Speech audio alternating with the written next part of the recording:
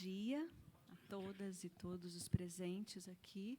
Meu nome é Juliana Werneck, atualmente na direção do Centro de Formação da Câmara dos Deputados, e é uma satisfação recebê-los aqui hoje para a palestra e o lançamento do livro do professor Fernando Saboia. O livro que dá o mesmo título, né, Regras, Instituições e Decisões na Câmara dos Deputados do Brasil. E a alegria, ela se deve a várias razões. Primeiro, porque esse trabalho é fruto do doutorado interinstitucional que foi realizado em parceria do CEFOR com o IESP, né, que finalizou em 2018. Né, temos outras pessoas aqui que são egressas desse trabalho. E o Fernando foi uma das pessoas que contribuiu, inclusive, para a realização desse doutorado. Ele é importante na história do CEFOR, porque ele contribui para a formação de doutores na casa, na sistematização do conhecimento que é produzido aqui no Poder Legislativo, para a formação de doutores que podem, inclusive, vir a contribuir com o programa de pós-graduação do CEFOR. Então, a importância, ela transcende a questão individual das pessoas que se formam, e ela é institucional, não só para o CEFOR, mas para a Câmara dos Deputados, nesse papel de organização e sistematização de um conhecimento altamente relevante. E, obviamente, que esse livro que o Fernando traz aqui também não é fruto só do doutorado, também transcende o próprio curso, esses 4 anos dedicados a isso. Ele também é resultado de uma história de vida, de uma história de uma jornada profissional que foi longa e de prova de engajamento de um servidor público que honra esse nome, que nos faz sentir orgulho de ser servidor do Legislativo. Então, o Fernando, ele, além de ser um ser humano singular, de um coração generoso, de uma alma poética, de escritos poéticos lindíssimos. Para quem não conhece esse lado dele, precisa conhecer, porque lá ele demonstra esse outro lado, esse lado mais humano, mas, além disso, ele tem esse lado que é de dedicação ao Poder Legislativo. E, né, então, como consultor legislativo, como assessor na Secretaria-Geral da Mesa, onde ocupou vários cargos, inclusive de direção adjunta, né, de assessor técnico jurídico, cargos importantes. Acompanhou a história recente do Brasil de uma posição muito singular, e é dessa posição, dessa perspectiva de vista, que ele também escreve esse livro. Então, vocês imaginam o que é esse trabalho. E também ele foi diretor do CEFOR. Então, no meio dessa jornada legislativa, ele teve um tempo de vida em que ele dedicou o seu olhar, essa trajetória aqui à Escola do Legislativo. Então, o Centro de Formação também foi tocado por esse olhar singular, e por isso é tão especial essa oportunidade que a gente tem de escutar essa palestra depois que ele, então, finalizou a sua jornada como servidor e, já na aposentadoria, retorna aqui a esta casa para compartilhar um pouco conosco e fazer aqui o lançamento dessa obra, que vai estar disponível a quem desejar, ao final, inclusive com os devidos autógrafos.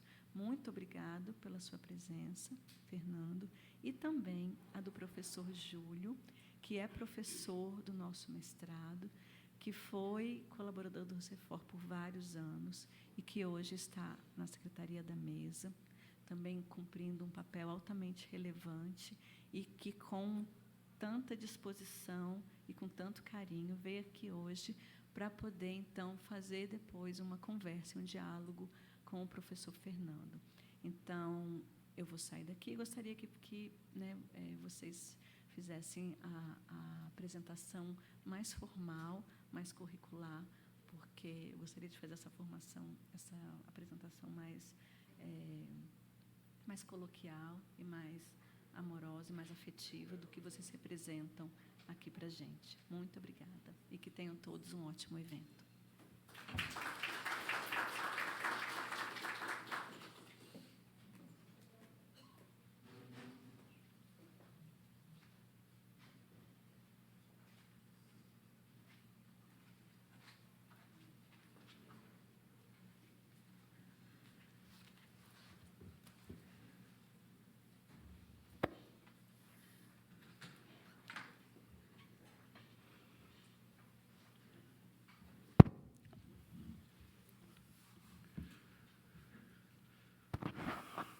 Bom dia a todas e a todos.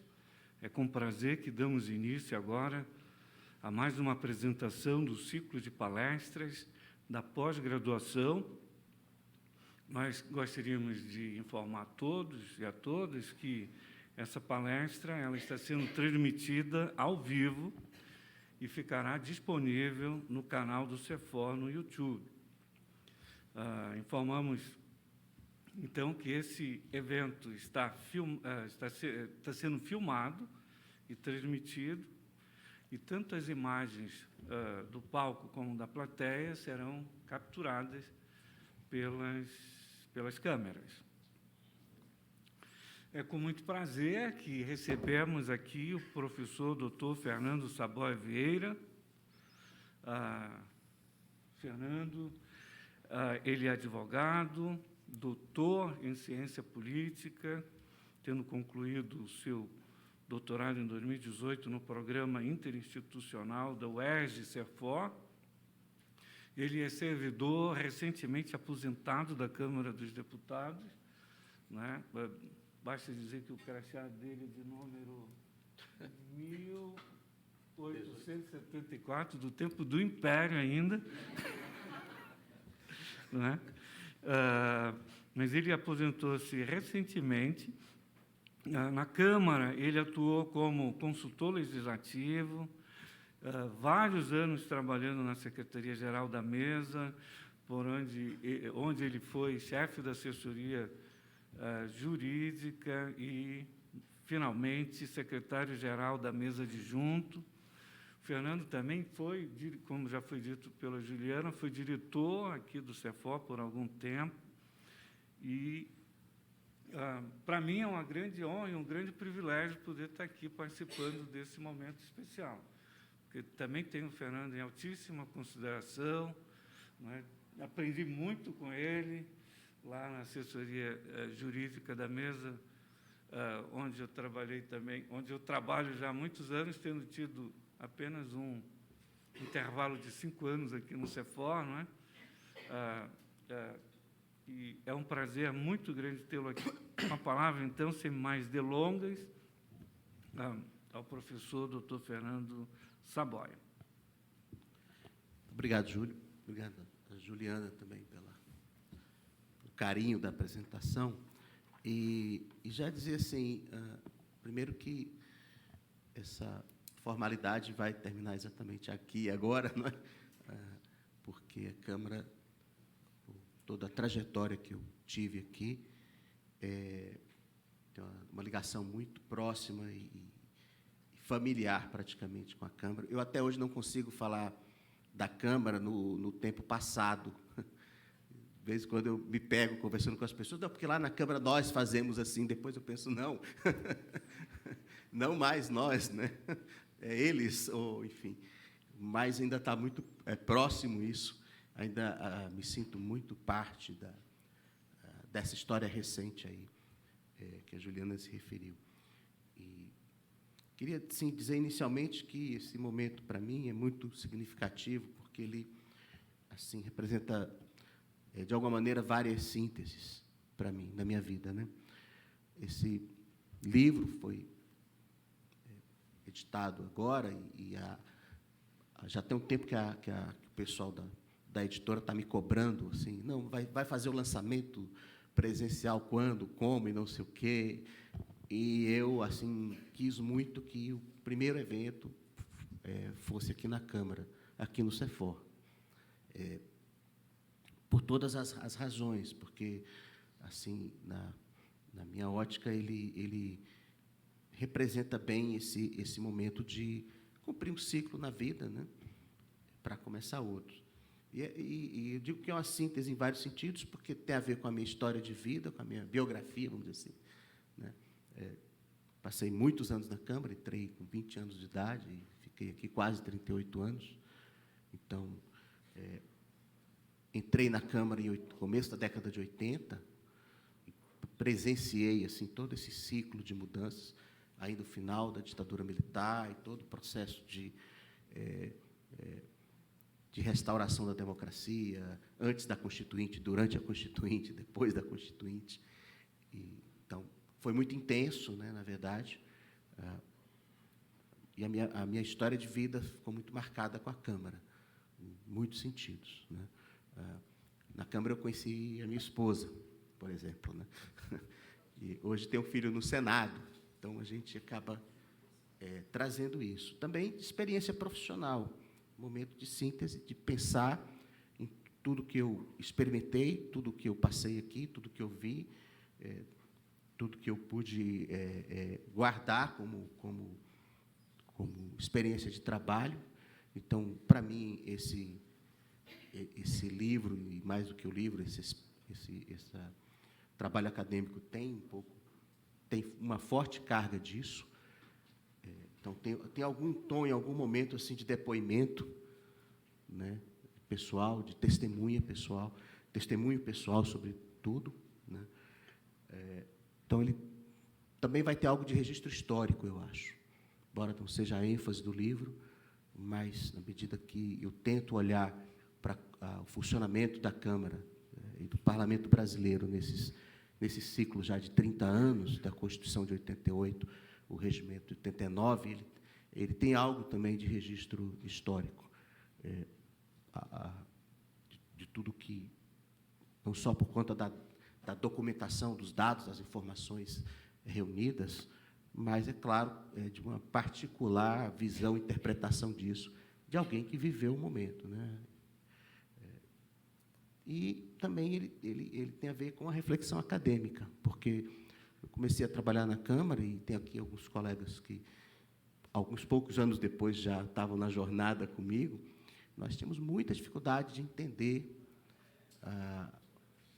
o legislativo brasileiro. A gente vinha de 20 anos de um regime fechado, que o Congresso basicamente não funcionava, né? Então, a referência democrática que se tinha no Brasil era da Constituição de 46. Houve um gap, assim, de liderança, de pensamento, de reflexão e de experiência democrática no país, que provocou um vácuo aqui na Câmara. Então, quando nós começamos, 88, 89, com a nova Constituição, o novo desenho institucional aí, saindo do processo constituinte, já em vigência, e isso tinha que ser vivido, operacionalizado aqui, surgiram muitas dúvidas, muitas lacunas. A gente, lá na Secretaria-Geral, fui para lá ainda em 92, participei do primeiro impeachment. Eu nunca pensei que eu ia participar de um, participei de dois, né? Então, entre dois impeachments, conta-se uma história interessante, eu acho. Então, naquele momento, muitas vezes, estava lá a Constituição dizendo que o Legislativo tinha aquela prerrogativa, e que o relacionamento com o Executivo estava ali traçado de determinada forma, imaginado, de alguma maneira, pelos constituintes, como é que essas coisas iam se equilibrar aqui dentro, e daqui a pouco nós estávamos com a situação concreta na mão. Como fazer? Como a Câmara procede agora com essa proposição, com essa matéria, com essa situação? E ajuda muito pouco. Íamos para os livros de direito constitucional, para nossa grande frustração, né? Quase nada dito, além do que estava escrito na Constituição. A Constituição não tinha nem ainda uma interpretação dela própria. Quando a gente encontrava alguma coisa, eram comentários da Constituição de 46, porque a de 61, ou de 64, aliás, assim, era tudo muito confuso. E, nesse momento, trabalhando muito no operacional disso, os projetos chegando, as matérias chegando, e eu, particularmente, e alguns colegas próximos, nós começamos a sentir uma grande necessidade de reflexão, assim, acadêmica. Assim, como que eu vou entender isso? Eu vou pegar esse regimento, tentar o que está escrito aqui, como que eu aplico isso? E, assim, naquele momento, era o problema da vida profissional, que estava se tornando, aos poucos, um problema acadêmico, um problema de pesquisa.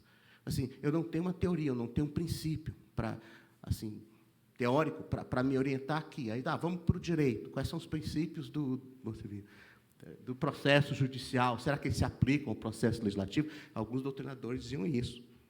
Só que não. Ou, pelo menos, não assim, tão fácil de pegar e transpor todo um conceitual assim, acadêmico, teórico, de uma disciplina como direito, antiga, já com muitos livros, doutrinas, jurisprudência, tudo, e transpor isso para o processo legislativo só por conta da ideia de processo, não dava, né?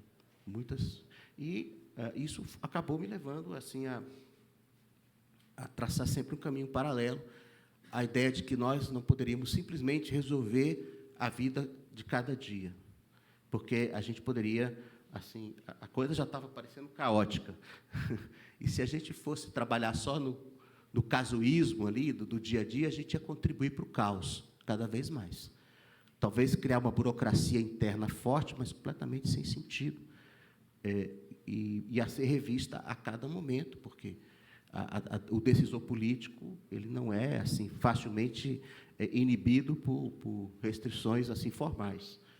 Então, precisava pensar, precisava aprender, e foi um processo interessante, porque foi assim, procurando, conversando, tentando manter canais de diálogo, o envolvimento, sempre tentei fazer um envolvimento muito forte da Secretaria-Geral com o CEFOR, porque me parecia assim, que tinha que juntar essas duas pontas. Assim, quem estava muito envolvido na tarefa e assim, na operação daquilo, com um espaço de pensamento, de reflexão. Então, o CEFOR foi muito além de ser apenas o centro de treinamento, no sentido de pegar alguém e qualificar para uma tarefa, mas fomos crescendo nisso, né? Então, assim, tem esse momento para mim também de uma síntese, de uma conclusão, de um fechamento de ciclo sobre esse percurso que tenta unir a experiência pessoal, a reflexão acadêmica, enfim. E vai um pouco de prestação de contas também como cidadão até, porque não dá para me eximir completamente, e aqui é pena que o meu companheiro de longa jornada, o Mozart, o doutor Mozart, ele tentou chegar aqui, não chegou, porque eu dividi essa responsabilidade com ele, mas acho que posso dividir um pouco, pelo menos, com o Fábio. Também fomos um pouco responsáveis pela construção de como o processo decisório na Câmara funciona. Claro que num nível limitado, mas nós trabalhamos muito nisso, discutimos muitas vezes isso, qual a melhor maneira de aplicar essa regra, como isso estabiliza melhor o processo. E criamos algumas coisas, depois tivemos que descriar, desinventar. Às vezes as pessoas... Não, a gente diz assim... eu sempre uma mensagem subliminar, às vezes, nas minhas participações em curso. Assim, às vezes, diz assim, a Secretaria-Geral pensa assim. Quem é a Secretaria-Geral que pensa assim? Eu, o Mozart, o Fábio, a Ana Regina, a Sandra, entendeu?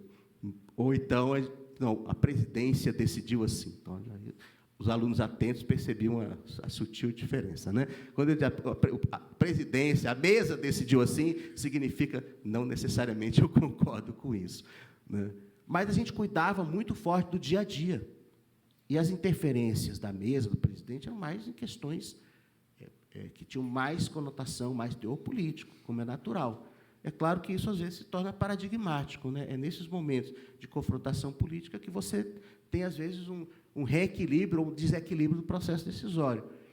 Mas o dia a dia, o que dava assim, uma certa consistência ao funcionamento legislativo da Casa, é muito a ver com o que a Secretaria-Geral fazia, de tentar assim, harmonizar critérios, de conversar com as comissões, de conversar com as consultorias, e fazer com que, pelo menos na vida normal, se é que isso existe aqui, houvesse mais coerência nos ciclos de decisão, né? Então, isso é um trabalho que a gente se envolveu há muito tempo. Mas, como toda síntese, ela se torna uma tese para ser desafiada e contestada logo em seguida, nesse processo dialético, né, de formação do conhecimento. E eu tenho certeza que muita coisa que eu escrevi aqui já está e vai ser contestado, vai ser problematizado de novo, vai ser colocado em discussão, e é necessário que seja. E uma das finalidades de fazer um trabalho como esse é justamente essa, é oferecer às pessoas a possibilidade de discordarem. E não apenas numa conversa impressionista, mas numa conversa que envolve informação, envolve dados, envolve teoria, envolve uma tentativa de compreensão conceitual do fenômeno que a gente vive. Então, é sempre arriscado você fazer isso, por um lado, por outro, é necessário, eu acho. Pelo menos eu me senti assim, eu digo que tem algo de prestação de contas minha, assim, a casa. Assim, o que você fez esses anos todos, secretaria-geral? Como é que você deixou esse caos acontecer? Uma coisa mais ou menos assim, né? Da onde vieram essas interpretações? Assim? Tem várias coisas nelas. Tem a posição, muitas vezes, a nuance política, mas não é só isso que está ali. Tem todo um outro trabalho. E, junto com isso, um olhar para o futuro, porque eu saí da Câmara num momento assim que me parece a gente enfrenta de novo desafios parecidos com os do início. Quando eu digo início, 88, 89, quando se perguntava se o modelo institucional imaginado pelos constituintes ele ia funcionar, com sistema eleitoral proporcional de lista aberta, fragmentação partidária, poderes legislativos fortes do presidente, por um lado, mas toda uma Constituição nova a ser regulamentada pela via legislativa, as políticas públicas a serem definidas pela via legislativa, então, colocava em contraposição em temas fortes, executivo e legislativo desde o começo, depois o judiciário entra na história para confundir, muitas vezes, mais do que ajudar, mas, enfim, entra. Então, todo esse desenho institucional, como disse, logo a início, ele entrou num teste severo, que foi o impeachment do primeiro presidente eleito na era democrática. Foi eleito pelas urnas, pelo povo, e não durou no mandato. Então, assim, você pensar, bom, esse negócio não vai funcionar, a gente pode entrar num ciclo de instabilidade extremamente forte, ou ter um retrocesso grande em termos de democracia. Assim, felizmente, acho, não foi essa história, a gente passou por um período maior de estabilidade nos governos FHC e Lula, agora o mesmo fantasma, os mesmos fantasmas nos assombram, se a nossa democracia vai conseguir evoluir, caminhar na direção de um amadurecimento das instituições, ou não. Então, além da discussão política, ideológica, que vem do debate eleitoral, tem um outro nível de reflexão que nós aqui que precisamos fazer, que tem a ver com o desenho institucional mesmo. Assim, porque a finalidade de uma instituição como o parlamento é ser o lugar onde essas contradições e divisões da política, o lugar onde isso pode ter alguma maneira de ser trabalhado e tornado decisão com a regra de maioria. Então, assim, se o parlamento não conseguir funcionar para isso, nós vamos ter uma incerteza muito grande para frente. E, infelizmente, outro dia eu participei de um evento aqui no CEFOR, da Oficina de Atuação Legislativa. Estava com um colega que faz muito mesa comigo nesses eventos, lá do DIAP, e a gente estava conversando sobre várias coisas assim. Ele olhou para mim e falou assim: Fernando, estou gostando dessa sua nova fase, viu? Você agora está falando as coisas assim, né? Bom, agora, velho, eu estou aposentado, não dá mais para um padre me pegar, então... Agora a gente pode, assim... Mas, veja, por que é importante, eu creio, eu estou dizendo que isso é um problema de reflexão e da gente olhar para além da questão meramente, digamos assim, ideológica, e tentar ver se as instituições que nós temos, como elas estão desenhadas, elas conseguem elas conseguem traçar um caminho de mediação de conflitos para que as decisões possam ser tomadas, porque o impasse não é solução. Parar o país não é solução. E as instituições existem exatamente para, num ambiente onde vários atores são chamados a uma decisão coletiva, e com interesses, preferências diferentes, as instituições existem exatamente para viabilizar ciclos de decisão que se estabilizem minimamente. Se elas não funcionarem para isso, então a gente tem um problema muito grave para resolver. Ou, assim, se a maneira de estabilizar os ciclos de decisão significar um déficit democrático, significar você ter instituições menos transparentes, menos deliberativas, menos colegiadas, e empoderar mais fortemente atores individuais aí, porque, bom, uma coisa muito estável é uma ditadura, né? É extremamente estável. E a paz dos cemitérios reina, né? Então, é o pensamento, e a minha expectativa é que esse trabalho contribua para uma discussão que tem muito a ver com quem olha mais de perto para o parlamento, ou por estar aqui, ou por estar interessado no que acontece aqui, enfim. Né? Essa é um pouco a ideia. Então, por isso, essa provocação aí.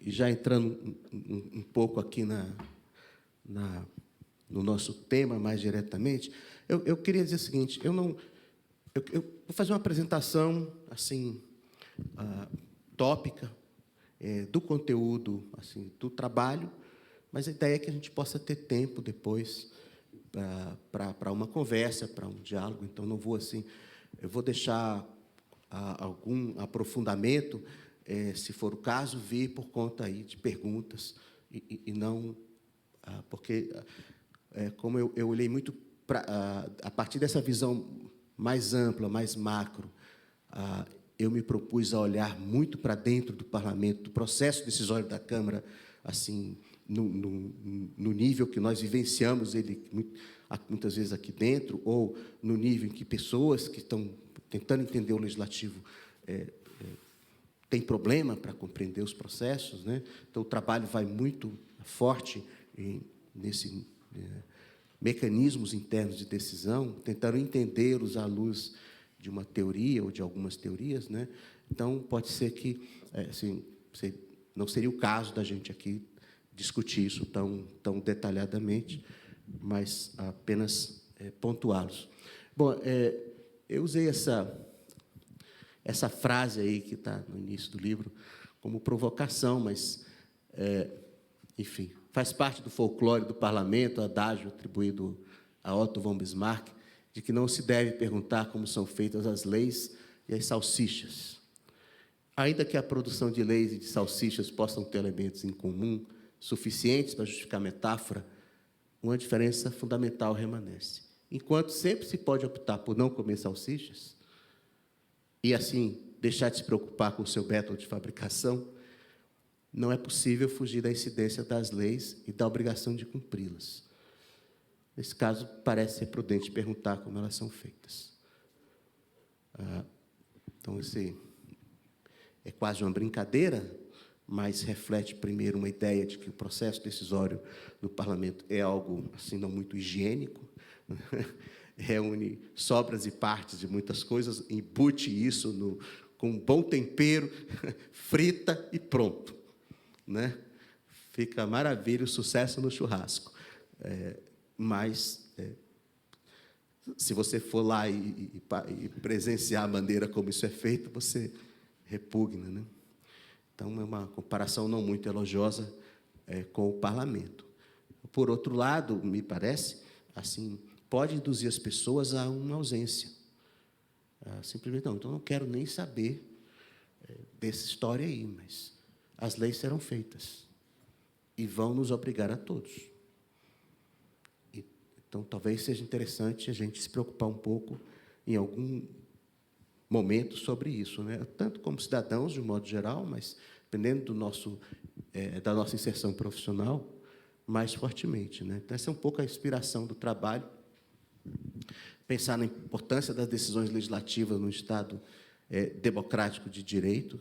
Se a gente quer ser não apenas um Estado de direito, mas um Estado democrático de direito, é impossível não olhar para o parlamento e perguntar como é que essas decisões são tomadas, porque são ditas que são tomadas em nome de nós todos, em nome do povo, da sociedade, ou do que queiram. Então, é mesmo, né? Assim, e como isso é feito? Então, as decisões... Isso a gente tem visto nos últimos anos, né? Assim, o interesse das pessoas no parlamento tem crescido muito, basta andar nos corredores da Câmara terça e quarta-feira. E quem está aqui há muito tempo sabe disso, que cada vez mais você tem pessoas vindo aqui para tentar entender, tentar influenciar, tentar participar. Até nos nossos eventos aqui do Cefod, da Oficina de Atuação Parlamentar, é até engraçado, quando você olha a lista de entidades que vêm aqui participar desse evento, que tem como finalidade apresentar o legislativo e sob essa ótica de, bom, como é que você pode fazer para atuar e participar aqui no legislativo, né? Então, tem gente assim da Anistia Internacional, e no último evento tinha um pessoal de uma associação de jiu-jitsu, de karatê, sei lá o que. Eu fiquei até preocupado, né? O que esse pessoal quer aqui? Instituições internacionais vêm aqui, nacionais, e, às vezes, pessoas com interesse bastante assim, focal mesmo, por alguma razão, estão olhando para cá e pensando, gente, eu tenho que ir lá entender isso. Como que a gente faz para... Cada vez mais a sociedade brasileira está entendendo que não basta se manifestar no voto, nas urnas, porque você dá uma delegação a alguém que é mais ou menos em aberto, você tem uma ideia do que aquele candidato pensa, mas, primeiro, você não tem garantia de que ele vai se comportar aqui da forma como ele disse lá. E depois pode surgir vários temas aqui que não foram debatidos em campanha. As campanhas eleitorais tendem a ficar naqueles temas polarizados. E, é claro, não tem como você discutir assuntos complexos numa campanha eleitoral. Aquilo é muito panfletário no final. Então, é importante, talvez, vir aqui em questões específicas se manifestar, né? Então, esse interesse social...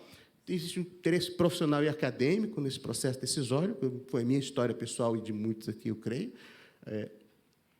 de atuar de alguma forma aqui no Legislativo, e gente esse interesse profissional e acadêmico ele é multidisciplinar, né? Pessoas de muitos lugares, de muitas formações, fazem perguntas sobre o parlamento, pessoal do direito, da sociologia, da antropologia, até da psiquiatria, talvez, né? Pode ser uma coisa divertida pensar no psiquiatra entrando aqui, né? Como é que o psicólogo pensar assim, gente, o que está acontecendo aqui, né? Por que as pessoas se comportam dessa forma? Rasgando cartaz, esse negócio todo. Isso desborda em diferentes teorias, abordagens teóricas do processo decisório legislativo, um olhar mais jurídico, mais sociológico, mais político, né? E essa combinação de olhares é o que, basicamente, assim, tem direcionado aqui o CEFOR na pós-graduação e muitos de nós no nosso caminho acadêmico. A ideia de que não dá para olhar para o processo decisório legislativo só como advogado, por exemplo. Isso é uma frustração garantida. Acompanho isso muitas vezes, né? Lá na consultoria legislativa, os colegas chegando e achando assim, bom, aqui fácil, né? Código de processo legislativo, né? Só que não, né? Não. Pelo menos não dá para fazer essa transposição assim de barato. Você vai ter que pensar nela. Né? E mesmo também, por outro lado, né, o pessoal com um olhar mais da ciência política mesmo, enfim, às vezes se chateia muito quando a discussão sobre um procedimento regimental se torna pesadamente jurídica. E esse negócio vai parar do Supremo. E você vai ter que mobilizar todo um discurso, uma argumentação jurídica, constitucional, para sustentar uma ação do Legislativo. E quanto que, para o cientista político, bom, isso é um jogo de poder, quem é que pode, quem é que decide? Mas a história de Estado democrático de direito, né, leva, nessa expressão, está aí esse paradoxo já, se a gente for pensar. E, então, essas diversas abordagens vão levando esses diferentes olhares. E daí vem essa ideia de que o Estado democrático de direito ele tem deve ter como característica o que a gente chama de gênese democrática do direito. Se nós vamos viver no Estado democrático de direito, a lei, o direito, tem que surgir por um procedimento também democrático. Senão, a gente teria apenas um Estado de direito e não democrático. Então, o processo de formação das leis é fundamental, hoje, modernamente, para você caracterizar uma democracia. E você diz assim, não, a lei é produto de uma regra de maioria do parlamento. A gente elege as pessoas, eles decidem por maioria e pronto. Isso legitima tudo que um parlamento faz? Se você for ver como essa regra de maioria, por exemplo, ela está disciplinada e como ela é aplicada nos regimentos internos das casas, você vai ver, por exemplo, que, assim, para começar a história, um quórum de maioria simples, né, você tem que ter mais da metade dos deputados presentes, 257. Bom, 300 tem quórum. Então, você decide com 130 votos a favor, você aprova um projeto fácil, com algumas abstenções. Essa é a regra de maioria do jeito que ela está legislada. Numa casa de 513, você só precisa de 150 votos. É assim que a regra de maioria está sendo operada. Com vários outros condicionantes para você chegar. Qual é a proposta que, de fato, vai ser colocada, submetida ao plenário, para essa maioria? Como você chega lá? Você tem uma proposta inicial, mas a proposta que efetivamente vai ser votada e submetida à regra de maioria, ela passa por tantos canais, por tantos funis e agentes com poder de modificação de veto, que, no final das contas, aí você já perdeu muito do que seria assim, tá, eu fui eleito deputado, a ideia é essa, é isso que as pessoas querem, me elegeram para isso, eu propus isso. Projeto A, meu projeto A. Quando o projeto A chega na pauta, é o substitutivo D, que pode ser muito diferente. E vai ser submetido a uma regra de maioria como essa. Eu só preciso de 150 votos no plenário.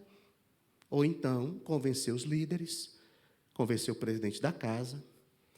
Mas aí já não estou falando da regra de maioria, estou falando de agentes com poder de decisão e de veto, não de maioria. O recorte é outro, né? Então, a gente tenta trazer essa discussão, também a ideia de que essa gênese democrática do direito, no nosso desenho institucional, ela está concebida dentro de uma ideia de separação de poderes. Então, o legislativo não está, de nenhum modo, sozinho nisso. Há outros agentes com poderes legislativos fortes, alguns formais, como o presidente da República, outros indiretos, como o próprio Supremo Tribunal Federal, que agora cada vez mais pensa em legislar, ou, enfim, interfere na produção das leis de alguma forma, né? Então, a gente tinha um processo que a gente chamava de judicialização da política. Agora, eu acho que está num outro momento, que é a politização do judiciário. Que aí a academia precisa começar a se preocupar com isso.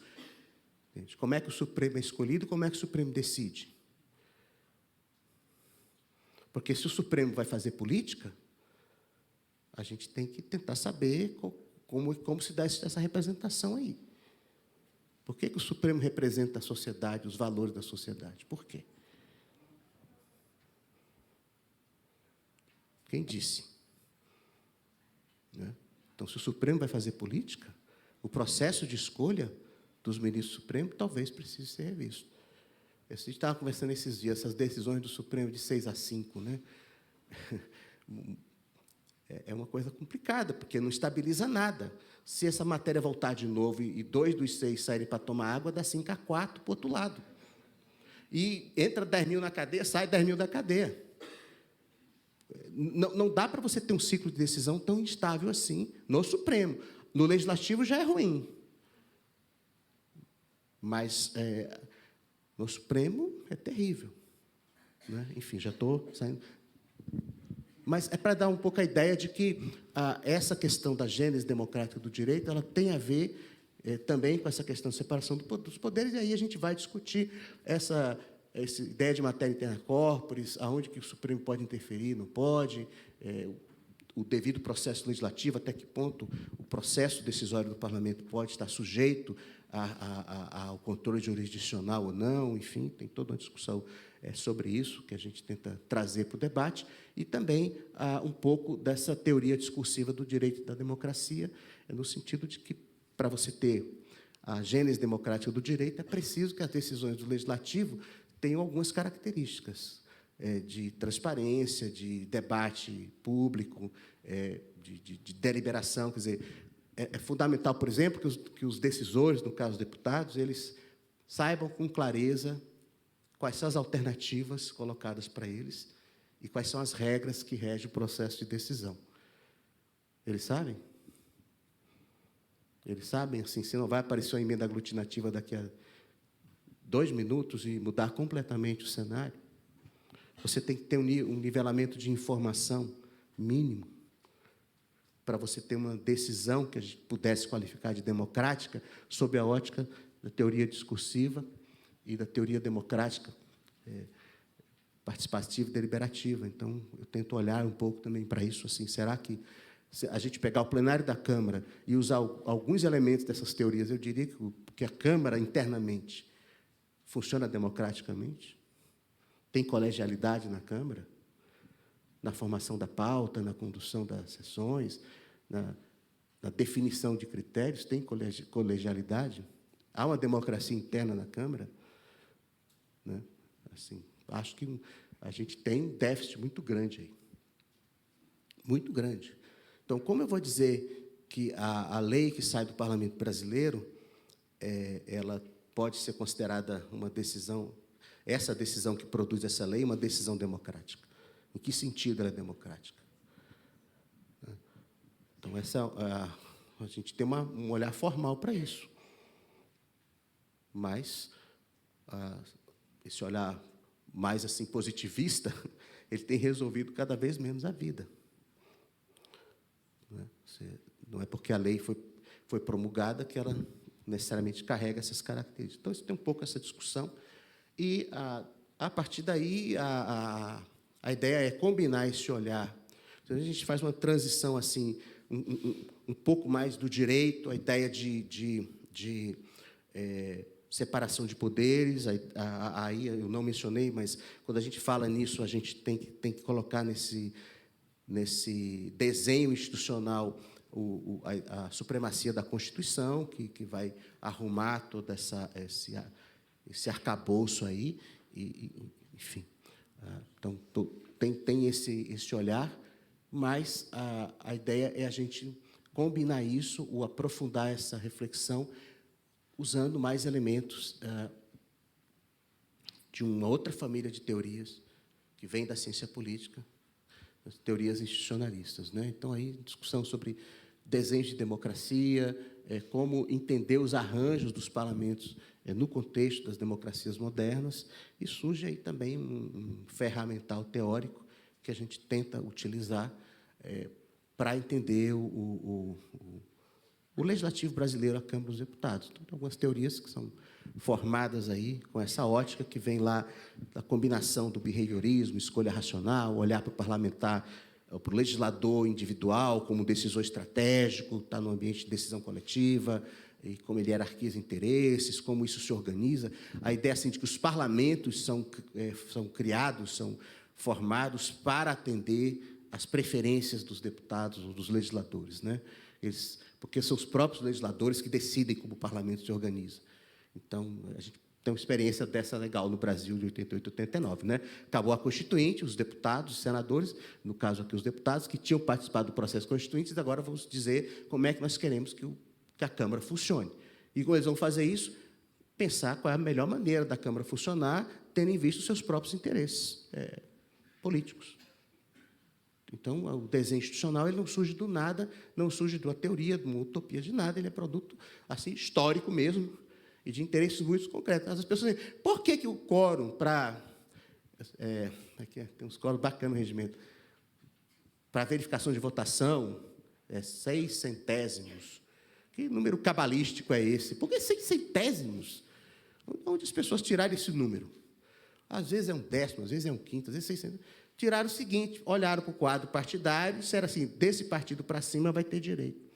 É a fotografia daquele momento.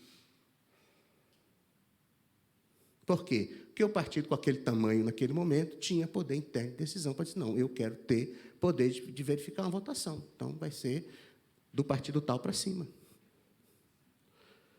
Só isso. Então, você desenha a instituição pensando, assim, de alguma maneira, em como ela vai servir para o atingimento dos seus interesses, por um lado. Por outro, se a instituição ela também não trouxer alguns constrangimentos suficientes para assim, viabilizar uma decisão coletiva, no caso do parlamento, ela também não vai funcionar. Então, dessa conjugação aí, né, de forças que surge a regra procedimental. Então, tem umas teorias formadas no ambiente aí muito norte-americano, mas assim, bom, o legislador, basicamente, ele quer se reeleger, o que conta é a conexão eleitoral.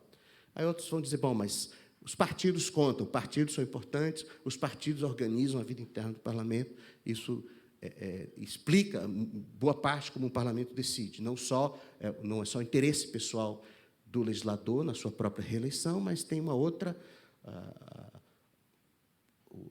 outro conjunto aí de forças que se organizam para dentro do parlamento, porque até hoje nós temos essa regra nas principais democracias, que você só atua na política, de exercer cargos no parlamento por meio de partidos. Enfim. E outras teorias que vão combinando um pouco das coisas, com teoria informacional, que ela não é uma teoria que propriamente explica o processo decisório, mas ela vai dizer assim, bom, um grande problema no parlamento é o desnível de informação. Então, algumas instituições do parlamento são desenhadas para poder nivelar essas informações para os decisores e viabilizar a deliberação. Então, se você consegue fazer com que a informação chegue e ela seja confiável para todo mundo, você facilita o processo de tomar decisão, porque sempre há uma desconfiança muito grande, né? Se o relator da matéria é alguém politicamente, ideologicamente, fortemente ligado àquela matéria, eu vou sempre desconfiar da informação que ele traz, da informação técnica, do dado, enfim. A gente está no plenário da Câmara, é muito engraçado, que tem deputados assim, se aprovar esse negócio, o país se acaba em 3 minutos, porque o PIB, o não sei o quê, não sei o quê. Aí o outro diz, não, é o contrário.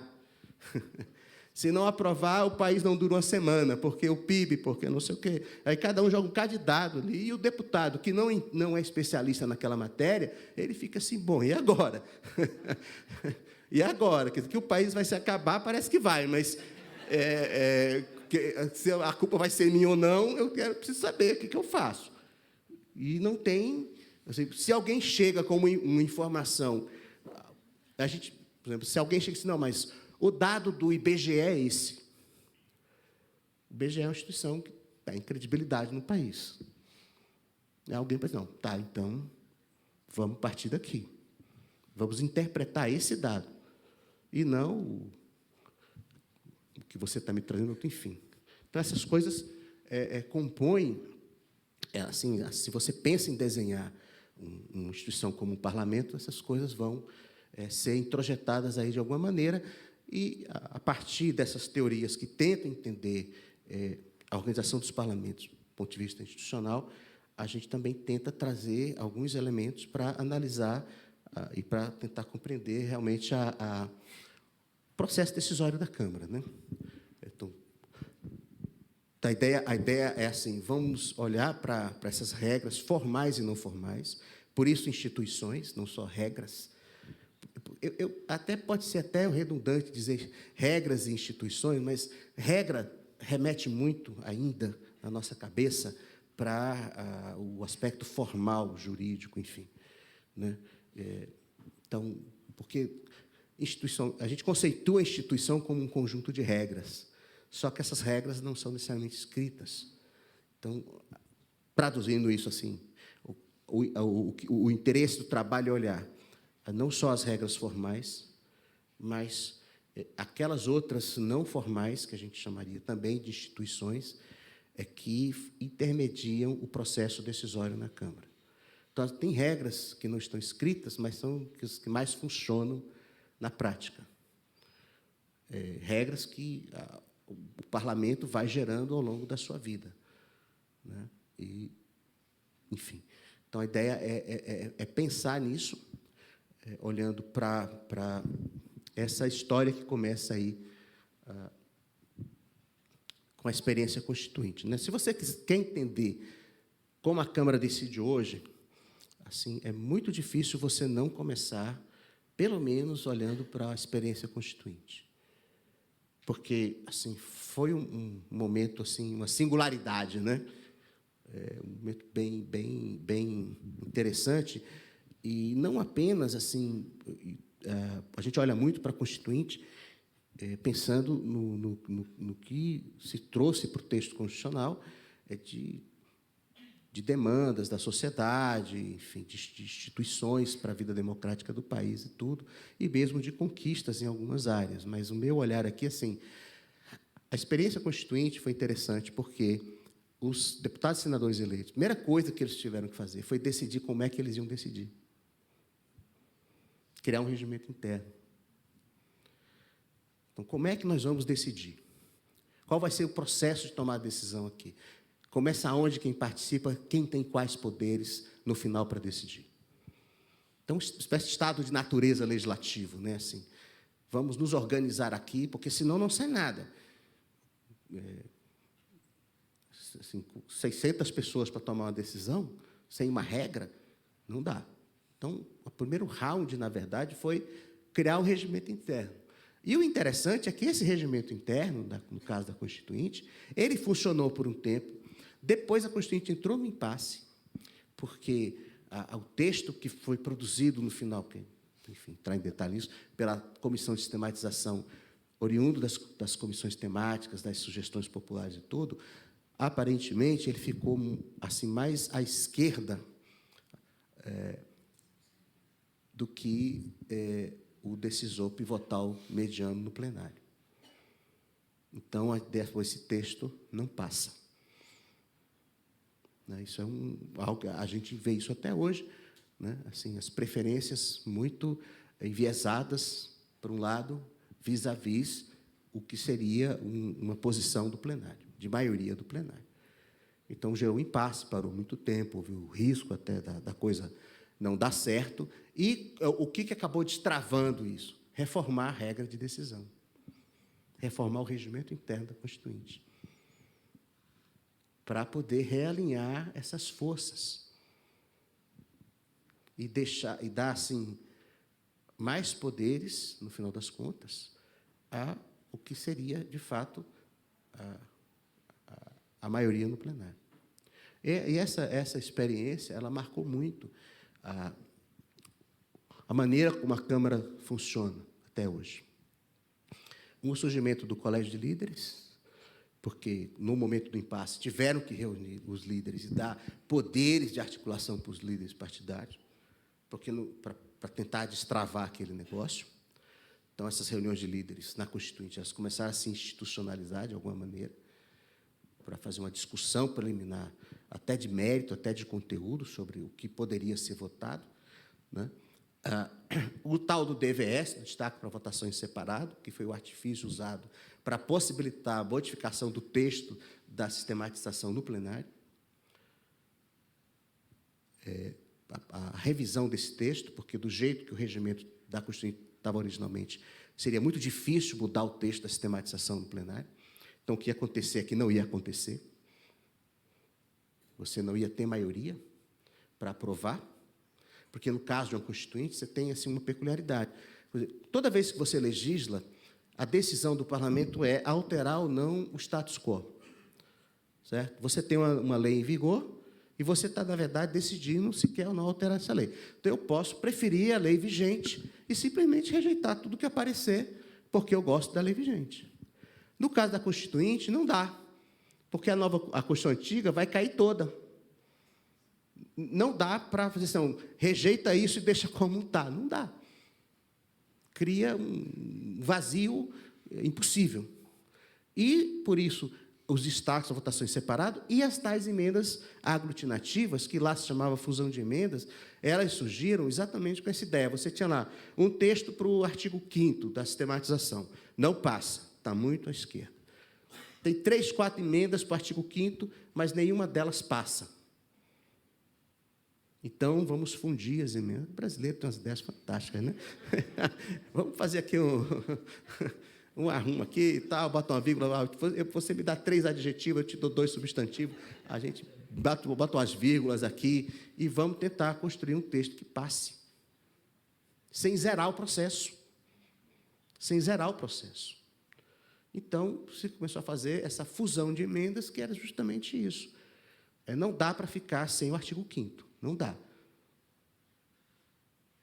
Então, a alternativa que se imaginou foi fundir as propostas.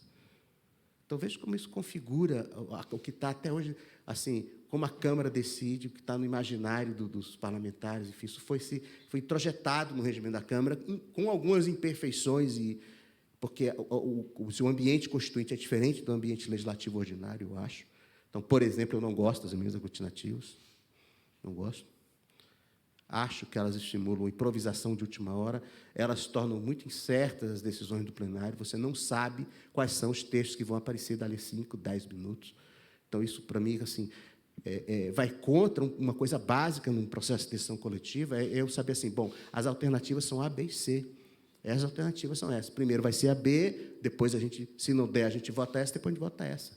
Se eu não tenho nenhuma clareza disso, surge a alternativa Y, às 2h do colete de alguém, e eu sou completamente surpreendido por aquilo. Então, enfim, mas isso é discussão para daqui a um... Mas a ideia é mostrar como o regimento tem a ver com isso, né? Então, tem esse olhar que a gente precisa ter. Um outro olhar é só aquelas regras procedimentais que têm enquadramento constitucional. Por quê? Porque tem uma ideia, assim, sobre regras procedimentais legislativas que vem mais ou menos assim, bom, as regras procedimentais legislativas, elas podem ser alteradas pela própria Assembleia. Então, elas não devem, teoricamente, produzir muitos efeitos significativos, porque o parlamento muda a regra e pronto. O que interessa é saber o que a maioria quer. Não é bem assim, não é tão fácil mudar regras procedimentais, é como mudar o regulamento do campeonato de futebol, são os próprios times que fazem o regulamento, mas, enfim. E, no nosso caso, o jogo está sempre sendo jogado, né? Não tem... E, por outro lado, há regras de procedimento legislativo com enquadramento constitucional, que não são alteráveis facilmente pela própria Assembleia. Então, essas são mais duras.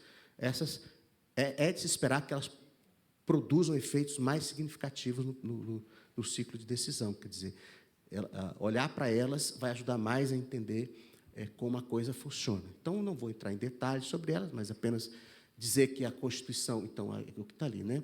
As regras são exógenas e sujeitas a controle jurisdicional. Quer dizer, além delas serem de fora, ainda estão sujeitas à intervenção do Supremo. Então, não dá para fazer qualquer coisa com elas, né? Mais ou menos.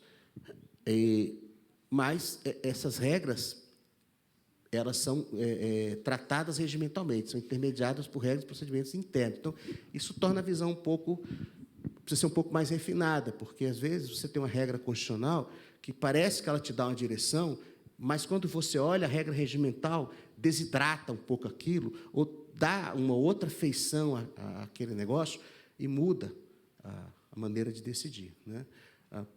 Por exemplo, já falei a regra de maioria. Então, está lá na Constituição, é maioria. Na prática, essa maioria pode significar um número bem menor do que as pessoas acham que ele significa. Outra, por exemplo, é a questão do voto nominal. Porque, pela regra, do jeito que está na Constituição, você imaginaria assim, todas as deliberações, eu vou saber, ter certeza, quem votou como, para eu saber se eu tenho maioria. Aí a Câmara vai e tem um mecanismo como voto simbólico. Ou voto de liderança, que o Senado faz até hoje. Então, você pegou a regra constitucional e deu um tratamento regimental tal que, na verdade, tirou o poder do decisor individual e trouxe esse poder para o decisor partidário. Capacidade que os líderes têm de controlar a aplicação de uma regra que, a princípio, levaria assim, não, um homem e um voto, e é assim que vai. Então, essas regras com enquadramento constitucional, elas assim, são importantes, elas fundamentam muita coisa no regimento, mas a gente tem que olhar, às vezes, um pouquinho mais para dentro. Por exemplo, eu estou sempre usando esses 3 conjuntos de regras, né, relativos ao controle de agenda. Quer dizer, quem é que consegue impedir que o projeto ande ou quem é que consegue fazer que o projeto ande e aprovar? Isso eu estou chamando de agenda. Controle das alterações das proposições, que é aquela história. Assim, bom, eu apresento um projeto, mas ele vai ser muito modificado. Quem é que pode modificar o projeto? Porque, assim, tá, eu consegui pauta para o meu projeto, mas mudaram ele completamente. Tem um caso que eu gosto de citar, um deputado, ele está ligado à Igreja Católica, assim, ele queria, na época daquela explosão dos bingos no Brasil, que bingo virou jogo, virou sei o quê, ele entrou com um projeto para proibir todo tipo de jogo. Todo tipo de jogo, de azar, de sorte, o que fosse. O projeto proíbe os jogos de azar. Blá, blá, blá. Aí o gente boa do relator na comissão pegou o projeto, fez um substitutivo, dizendo regulamenta os cassinos do Brasil. Aí o cara virou autor do projeto que regulamenta os cassinos do Brasil. E ele queria era proibir tudo, até o bingo da igreja. E, enfim, quem é que controla as modificações? Isso, assim, as pessoas, o executivo mandou o projeto, mas ele não vai sair daqui do jeito que veio. Certo? Então, quem é que consegue modificar os projetos? Então, um conjunto de regras sobre isso. E uma que são mais fechadas ainda, mais difíceis de enxergar, são as relativas ao controle das votações, porque aí você está dentro do plenário, no meio daquela confusão. Quem é que está sabendo o que está acontecendo? Quem é que está controlando esse negócio aqui? A sequência das votações. Você pega a teoria dos jogos, você vê. A sequência que você coloca as coisas em votação é decisivo para o resultado. Tem uns modelinhos que mostram isso, né? Você pegar A, B e C, os decisores, sem ninguém mudar de ideia, dependendo do pareamento que você faz, você consegue fazer qualquer uma das alternativas ganhar. Só mudando os pareamentos, porque o cara prefere essa e detesta essa. E tem uma que para intermediário. Então, você consegue fazer 2-1 contra qualquer um. Né? Então, isso é a parte mais fechada, mais hermética, mais difícil de entender e de explicar. Eu tenho certeza que, salvo o Júlio e o Leonardo, na minha banca lá do doutorado, ninguém entendeu nada daquilo, o que foi muito bom para mim, porque o jeito foi eles acreditarem em mim, né? Porque estou trazendo muito para dentro de como a coisa acontece ali. Aqui muita gente sabe. Enfim. Então, discutir um pouco essas regras com essa ideia de pensar como elas repercutem regimentalmente. Né? Então, por exemplo, a tal da proporcionalidade partidária, que está na Constituição prevista para a composição dos órgãos internos das casas legislativas, o regimento levou isso assim ao extremo. Até o xerox aqui na Câmara é dividido proporcionalmente entre os partidos. Né? A cota de qualquer coisa. A proporcionalidade partidária virou assim a coisa mais fundante no processo de organização da Câmara. Tudo se divide. O tamanho da sala, o pessoal da arquitetura... Estou brincando, não. A liderança cresceu, vai ganhar lugar e a outra que vai perder espaço. É proporcionalidade partidária para o mundo inteiro aqui. E essa regra, inclusive, provocou modificações regimentais, assim, não formais, mas a escolha dos presidentes de comissão, por exemplo, que deveria ser uma eleição livre em cada colegiado, virou um acordo de liderança seguindo a proporcionalidade partidária. Virou, ela se impôs, aí a gente já tem várias questões de ordem confirmando isso, e se tem uma regra que é obedecida, é essa. E não está escrito. Pelo contrário, ela contraria a letra do regimento. Mas, desde 91, sem exceção, isso vem sendo seguido. Né? Então, algumas dessas são pontuadas aqui, com algumas observações, enfim, mas vou tentar dar mais um pouco. O regimento atual, então, é produto desse estado de natureza legislativo. Isso aí, você diz assim, para os amigos e colegas, qualquer ser humano que tentar ler o regimento interno da Câmara, eu preciso dizer isso. O regimento da Câmara, ele é uma amálgama de várias coisas, e ele tem contradições de origem. Eu passei 20 anos, mais de 20 anos, tentando entender alguns dispositivos, até chegar à conclusão que ele não serve para nada. Porque, no direito, assim, a lei não tem palavras ociosas, está cheio. E tem, porque o que acontece? Ele é produto assim, ele tem regras de regimentos anteriores, ele tem regras que vieram da Constituinte e tem coisas que eu não sei por que botaram lá. Mas o fato é que há técnicas diferentes que foram trazidas para o regimento sem conversar uma com a outra. Por exemplo, técnicas de votação em plenário. Você tem alguns parlamentos diferentes usam técnicas diferentes de como votar um projeto no plenário. O regimento da Câmara fez uma amálgama. Por exemplo, você tem lá, em muitos parlamentos, a votação na totalidade ou na particularidade. Basicamente, isso se faz. Ou você vota o projeto todo, ou vota parte por parte. O regimento da Câmara admite esse tipo de votação, mas também admite você votar e destacar parte da votação para várias coisas, que é uma outra técnica, é uma outra lógica. E o que gerou o kit obstrução, porque todas essas coisas estão no regimento como alternativas. E tem dispositivos que simplesmente não batem um com o outro, pronto. O ordenamento da votação mesmo, se você olhar os artigos lá, o 16162 sobre destaque e 189 a 191 de ordenamento da votação, algumas coisas simplesmente estão em contradição e pronto, e, ao longo dos anos, a Secretaria-Geral foi dizendo assim, vamos fazer assim.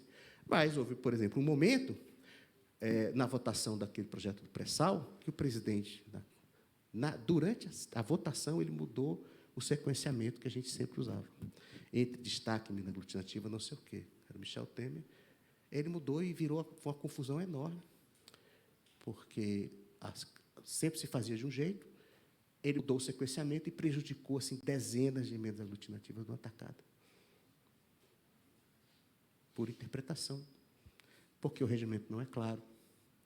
Então, a regra que orienta a decisão não é transparente, enfim. Então, dizer que o regimento tem essas coisas, procedimentos contraditórios, tem anacronismos, tem lacunas enormes, por exemplo, sobre o poder conclusivo das comissões, tem um buraco enorme no regimento. Esse o regimento assume que tem, porque prevê a edição de um regulamento para as comissões que nunca foi feito, mas tem um buraco enorme ali. Né? Então, enfim. E ele sofreu algumas alterações ao longo do tempo, que também discuto um pouco isso, né? Mas talvez uma das mais importantes foi essa alteração do fluxo de tramitação nas comissões, que começava pela CCJ, a CCJ depois passou para o final, então isso muda muito a maneira como se imaginou inicialmente. A CCJ seria quase que uma comissão de admissibilidade, de forte poder de veto, enfim. E a coisa se inverteu, e o efeito disso, eu acho, foi no sentido de que acabou dando poderes maiores ao presidente da Câmara de condução das coisas, porque, no despacho inicial, ele define a vida do projeto. Enfim. Então, outra mudança forte foi na regra de destaques, né? E depois a discussão sobre as principais regras de procedimentais na Câmara, considerando esses 3 conjuntos, relativos ao controle de agenda, a modificação das proposições e o processamento das votações. Bom, aqui eu vou fazer uma conclusão geral, não vou discutir cada uma dessas regras, mas apenas dar alguns exemplos aqui de coisas menos claras, talvez, para demonstrar o seguinte, que você teve, por um lado, a partir dessa mitigação do poder do presidente da República, de agenda na Câmara, por conta da decisão do presidente Temer, sobre medidas provisórias, então, uma pequena explicação assim.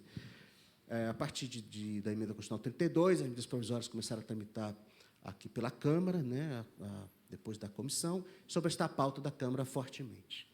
Então, isso se deu ao presidente da República um controle quase absoluto da agenda da Câmara, certo? Durante um certo período, porque ela trancava a pauta e o governo conseguia sobrestar o próprio governo, atrapalhar o próprio governo, né? Porque, enfim.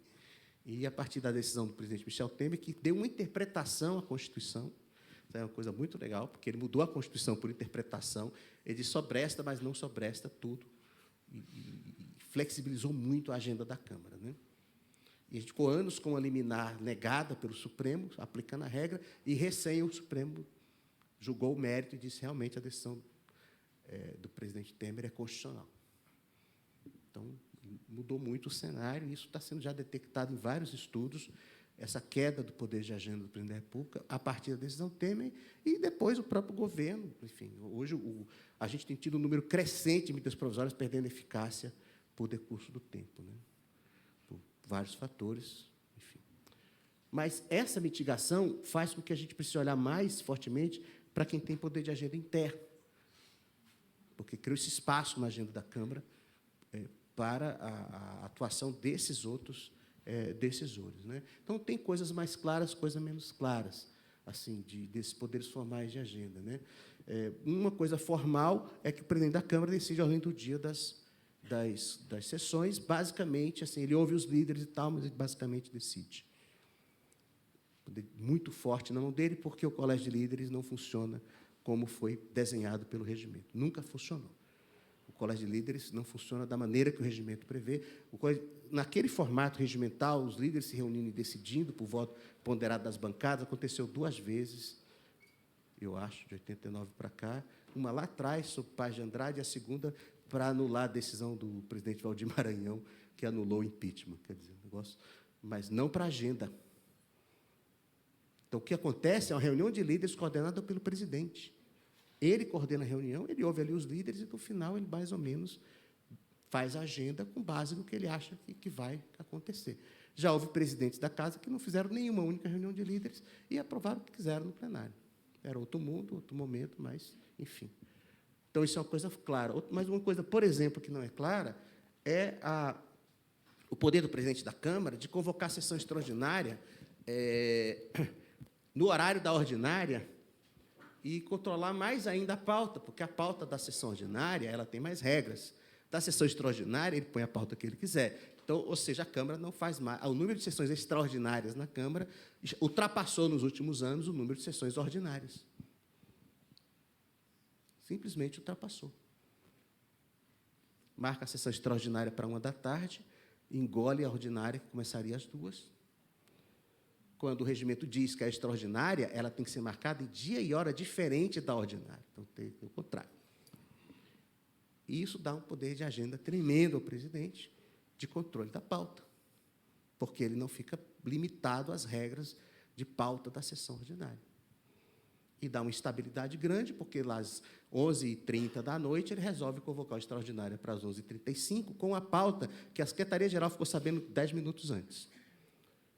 E a gente ficou sabendo porque tem que providenciar as coisas que tem que providenciar.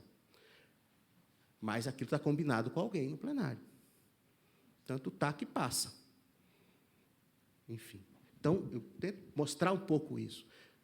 Além das regras formais e os efeitos que elas têm, essas regras que não, assim, e práticas que foram sendo institucionalizadas que não são tão claras e difíceis de perceber, mas que têm influência direta no poder de agenda, direta no controle das modificações e no processamento da votação.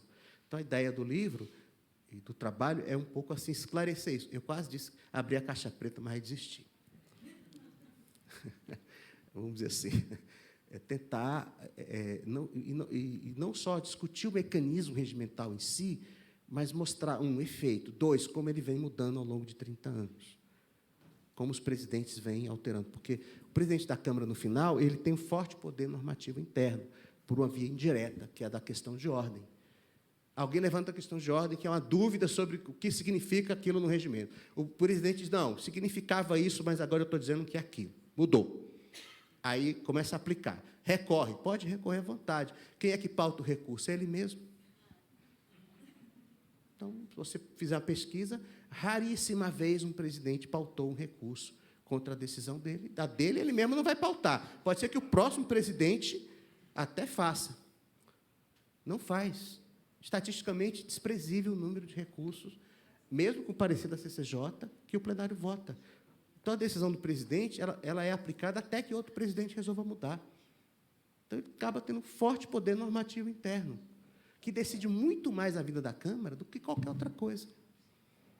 Mas isso não transparece da regra formal. Bom, em seguida, um outro capítulo aí, interessante, que eu achei, por sugestão do meu orientador, do Fabiano Santos, foi olhar para mudanças institucionais, quer dizer, olhar para essa massa toda num outro prisma, que é assim, como isso se desenhou em 88, 89, e como isso mudou ao longo do tempo, não só formalmente, mas também por esses outros caminhos de modificação institucional não formais. Então, aí tem toda uma teoria sobre mudança institucional, que não se aplica só a parlamentos, mas qualquer órgão coletivo que se organiza dessa forma, né? E, em relação a parlamentos, uma ideia que eu até achei interessante de ler isso na literatura, que me trouxe um certo alento de alma, é que é muito difícil mesmo mudar os regimentos internos. As mudanças institucionais elas só acontecem fortemente quando as formais, quando você tem uma configuração muito particular de forças. Então, eu não sei, eu fiquei aqui 38 anos, não vi, talvez vocês vejam uma reforma do regimento interno, né? Se for acontecer e eu ainda tiver lúcido, me chame, pelo menos para eu assistir, assim, gente, aconteceu. Mas o que há são mudanças incrementais que vão numa direção ou noutra. Então, por exemplo, o discurso é sempre fortalecer as comissões. Se você olhar as mudanças que houve, praticamente todas foram no sentido contrário. Esvaziar as comissões permanentes. E empoderar o presidente da casa e líderes. Então, assim, eu tento traçar um pouco esse caminho aí, olhando para alguns desses institutos. Por exemplo, você admitir emenda aglutinativa em proposta de emenda constitucional. Do jeito que está no regimento, a grande poder ali de instrução é da comissão especial. A hora que você admite emenda aglutinativa no plenário, quem pode apresentar emenda aglutinativa no plenário? Os líderes que apresentem um décimo.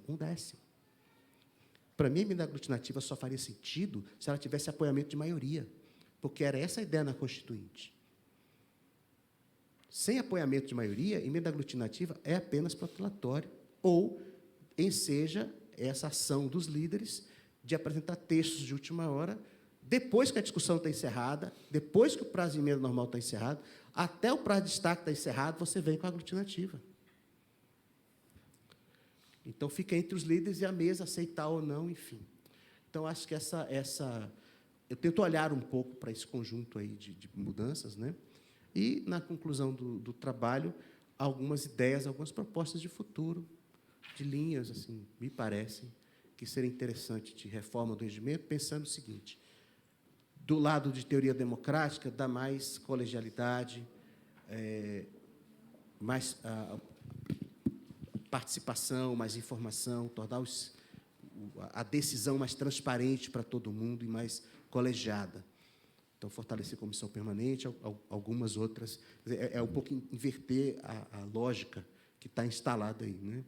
E, do ponto de vista teoria institucionalista, é tentar ciclos de decisão que produzam mais estabilidade ao longo do tempo. Assim, você não pode... vai mudar o presidente da Câmara daqui a um ano e pouco, e pode mudar tudo. Pode mudar tudo, todas as regras assim, importantes, dentro da própria legislatura. Né? Então, essa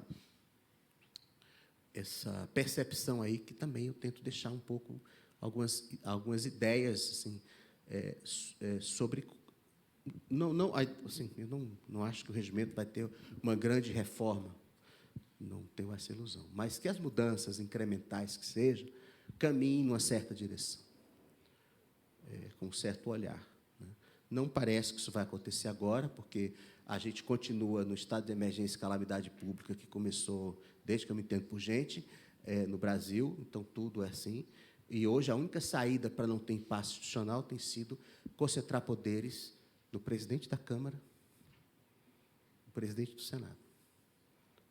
Porque os próprios líderes que vinham se empoderando ao longo dos anos, no quadro atual de fragmentação partidária, o problema da fragmentação partidária, eu acho, não é nem tanto o número de partidos, é o número de partidos médios, sem um espectro ideológico claro. Então, você acaba tendo muita instabilidade aí nas discussões dos líderes. O colégio de líderes é uma pequena assembleia, que todo mundo fala, ele não decide, não delibera, porque não tem votação dentro do colégio de líderes, então, apenas você tem uma ideia do que os camaradas estão pensando, e o presidente colhe dali algum tipo de noção do que ele pode fazer no plenário. Mas, assim, um efeito, por exemplo, se a gente for olhar um pouquinho para fora e pensar na arena eleitoral, se você pensar o número de votos que o deputado Rodrigo Maia obteve nas eleições, e legitimamente conseguiu uma vaga na Câmara pelo seu partido, e você pensar que as pessoas ali, ao escolherem ele, estavam escolhendo o homem mais poderoso da República, não era isso que estava proposto na arena eleitoral. Não é? Porque a gente aqui tinha uma ideia assim, se ele vem como deputado, ele vai ser presidente de novo, por mérito político dele. Olha isso. Porque ele consegue articular as coisas aqui e fazer a agenda andar. Você pode não gostar das posições de mérito dele, mas ele é um político que tem um talento e uma capacidade de agregação incontestável. Eu falo para as pessoas, você quer saber o que a Câmara vai decidir? Um fala, outro fala, o governo diz que vai entrar, o outro diz que vai sair, não sei o quê. Eu disse assim, olha, espera o Rodrigo Maia falar. Aí o Rodrigo Maia disse, vai entrar dia tal, o projeto tal. Eu digo, anote. É o que vai acontecer. É o que vai acontecer. Mas o que eu estou discutindo aqui não é a pessoa dele, é o desenho institucional. É o desenho institucional. Se isso está bem assim, se o presidente da Câmara tem que ter esse tipo de poder, então isso tem que estar mais claro até no processo eleitoral. Talvez a sociedade tenha que participar mais da escolha desse presidente da Câmara, enfim. Não é isso? Eu estou discutindo desenho institucional. Quer dizer, você está... E um problema, de toda maneira, ele só tem 2 anos de mandato como presidente da Câmara e não vai poder se reeleger dentro da legislatura. Então, você vai ter um momento de instabilidade a hora que o presidente Rodrigo Maia não deixar a presidência da Câmara. E a eleição aqui é em 2 turnos. Em 2 turnos, é aquela eleição assim... Ninguém sabe, porque não necessariamente ganha um parlamentar de um grande partido ou do maior partido, porque, além de tudo, além da regra de 2 turnos, ensejar o outsider, vir para o 2º turno e ganhar, você tem um problema que a eleição da Câmara tem uma face interna que a sociedade não vê. Que os deputados votam no presidente da Câmara, muitas vezes olhando para dentro da casa, para os benefícios internos que são distribuídos, para o equilíbrio interno de poderes. Não estão pensando nos caminhos da nação brasileira, estão pensando aqui dentro. E muitas vezes as pessoas não entendem por que alguns membros da mesa da Câmara, assim, são políticos que não têm essa projeção nacional toda e são muito fortes aqui dentro. Porque tem essa face interna da eleição, que é importante. Porque, se ele consegue agregar os ciclos de decisão aqui dentro, ele, assim, isso dá estabilidade, de alguma maneira, à casa, faz a casa não parar, não deixar de funcionar. Mas aí eu volto. Esse desenho institucional está bom? A gente acha que é assim mesmo? Ou isso daí é muito instável e muito inseguro, se a gente for pensar no ciclo de decisão, né? Bom, a gente tem um pouco essa ideia, é um pouco isso que está aí. Se quiserem, daqui o Júlio, para voltar aqui, participar da conversa. Se quiserem também perguntar, tiverem dúvidas, ou enfim. Mas, assim, linhas gerais, é o que está proposto aí no trabalho. Obrigado.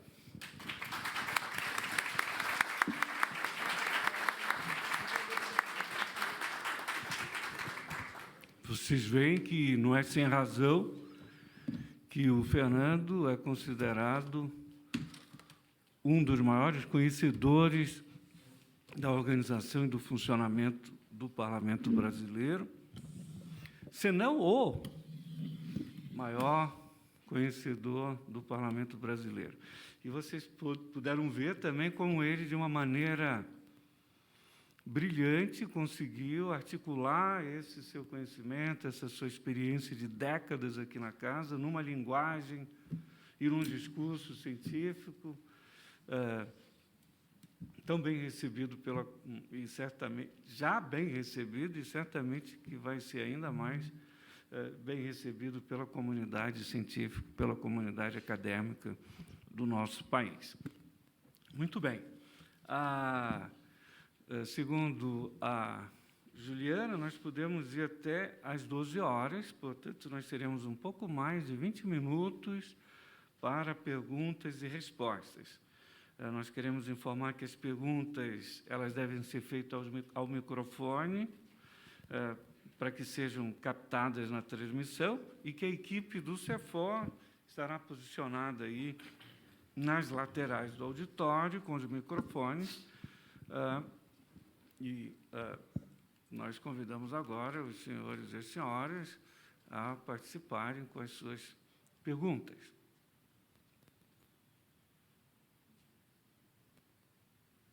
Estou vendo muita gente interessada, vamos ter de pôr ordem aí na casa. Por onde vamos começar, então? Claro que o professor Fernando ele é um brilhante didata, né? Ele fala e se coloca de uma maneira muito clara.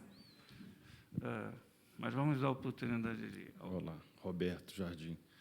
Departamento de Finanças, então não lido muito com o regimento interno, mas me despertou a curiosidade para, se eu pudesse discorrer um outro exemplo, de alguma decisão, por acaso, não amparada em regras, mas nas instituições, em alguns costumes que o presidente, naquele momento, tenha decidido algo com relação a regras que são contraditórias, ele optou por um lado, mas poderia ter feito outro, enfim, pela sua experiência, ou algo que tenha abordado no livro? Tem alguns casos interessantes. Um, por exemplo, votar requerimento de urgência simbolicamente. Isso, desde que... A ideia assim, se houver unanimidade no plenário, a gente não aplica o regimento. Então, em alguns casos, isso acontece, até combinar, por exemplo, até que momento você vai receber destaque, coisa assim. Isso, uma combinação procedimental ali na hora, né? Isso, o interessante é que o regimento do Senado tem isso escrito, que é possível não aplicar a regra regimental se houver uma decisão de maioria especial, não sei o quê. O regimento do Senado já trouxe esse negócio assim para dentro. Mas tem um caso interessante, por exemplo, dessa questão de matéria estranha, que a gente chama de jabutis nas medidas provisórias, principalmente. Quer dizer, a regra é assim: um texto legislativo, uma proposição, deve tratar um único tema. Você não pode pegar um projeto, sei lá, sobre direito civil e colocar uma coisa ali de direito, qualquer outra coisa. Então, matéria estranha, a gente chama. A emenda não pode, ela tem que ter a ver com o projeto. Então, os presidentes da Câmara, ao longo do tempo, assim, mudaram 3, 4 vezes de posição sobre isso, e tem caso do mesmo presidente.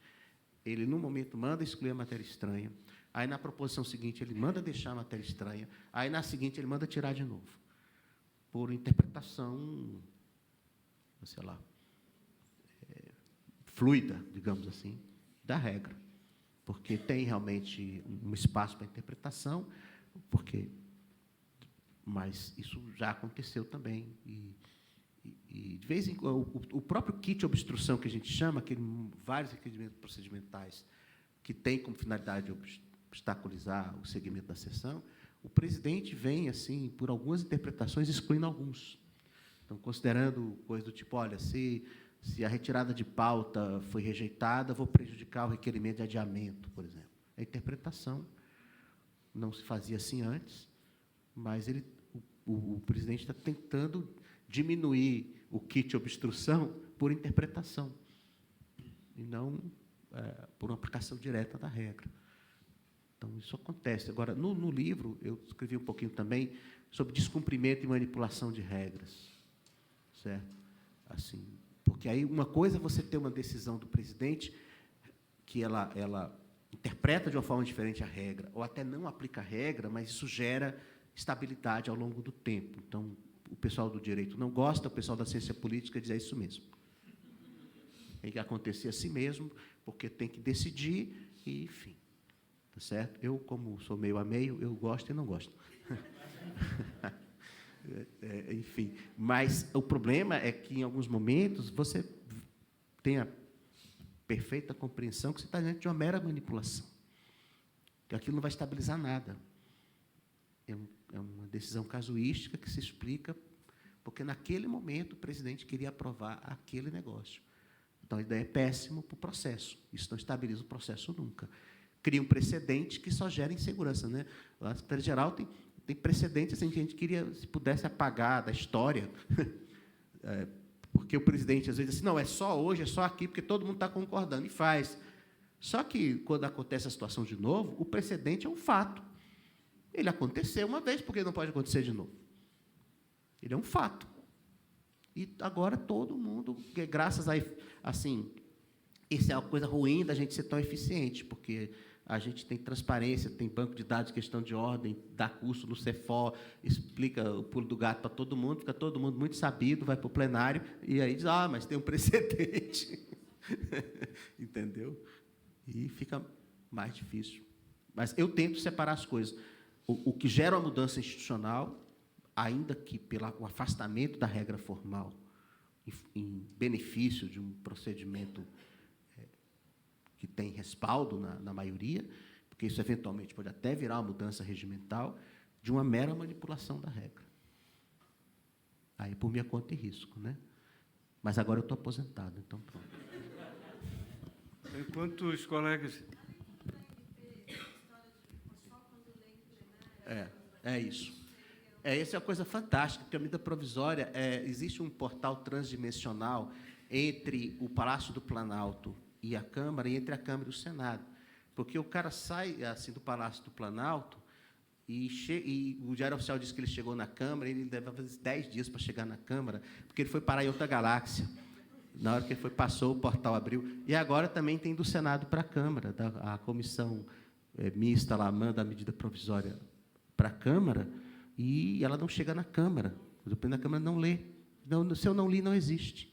Só existe se eu ler. Não li, não existe. E demora 1 dia, 2 dias, 3 dias. Por quê? Porque, quando ela chegar, ela vai sobre esta pauta. E ele está precisando de espaço na agenda. E o Supremo já disse, que tem que usar um critério de razoabilidade. Ou seja, como é que a coisa começa? A gente está no meio de uma sessão, lá na Câmara, deliberando, aí chega a medida provisória. Sobre esta no pauta. Bom, não é razoável parar a sessão, parar uma votação no meio, ler a medida provisória e parar tudo. Isso não é razoável. O razoável é o que ela chegou, vai para o protocolo, manda publicar, lê na próxima sessão. É razoável. Se isso acontecer na quarta, quinta, é meio assim, vamos deixar para ler na sexta. Não, mas é melhor na terça. Não, mas terça é um dia meio assim, vamos deixar para a quarta, porque aí a gente vota na terça e lê só na quarta. E aí, o que é razoável? Entende? O que é razoável? Então, a gente vai esperar algum presidente cometer um abuso para o Supremo vir dizer, não, porque se o Supremo disser que a gente esperou 10 dias e está errado, então tudo que a gente votou nesses 10 dias tem que ser anulado, porque a pauta estava sobrestada. É ilegal votar. Fernando. Oi, Ana. Estou sem meu chefe, gente. Não sei o que eu faço mais da minha vida. Não, eu estou aqui. aposentado. Na Câmara, sem Fernando. Todos nós, né? Nosso mestre, 20 anos trabalhando juntos, 20 anos aprendendo, continuo aprendendo com ele. Né? Fernando, sabemos que temos um desequilíbrio enorme aí nessas regras, né, regimentais. E, como você já falou aqui, também no seu estudo do mestrado sobre as atribuições do presidente da Câmara dos Deputados, a gente poderia até dizer que nós temos um presidente, né, quase imperial, né, porque são muitos os poderes. A minha pergunta é a seguinte: na sua visão, quais alterações regimentais, uma ou duas que você poderia aqui citar, que poderiam ser feitas no nosso regimento hoje, para que a gente conseguisse um maior equilíbrio nessas regras e um processo legislativo mais democrático? Ana, assim, eu acho que algumas mudanças elas teriam que vir de fora, no sentido assim, de alterações na própria Constituição, então vamos esquecer isso, né? Porque isso não vai acontecer tão cedo. Uma grande parte do nosso problema vem do sistema eleitoral e partidário, uma grande parte. Mas isso, assim, não está... A mudança disso é mais difícil, mais complicada, enfim.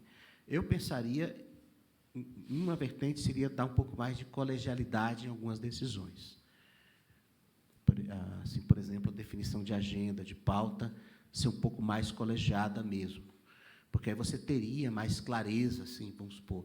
Eu sei que, pelo menos assim, a maioria dos líderes apoia essa matéria, os líderes que representam a maioria apoiam essa agenda, então, isso facilitaria muito. Porque, como é hoje, tudo que se discute no Colégio de Líderes é meramente indicativo para o presidente, e isso não dá segurança nenhuma.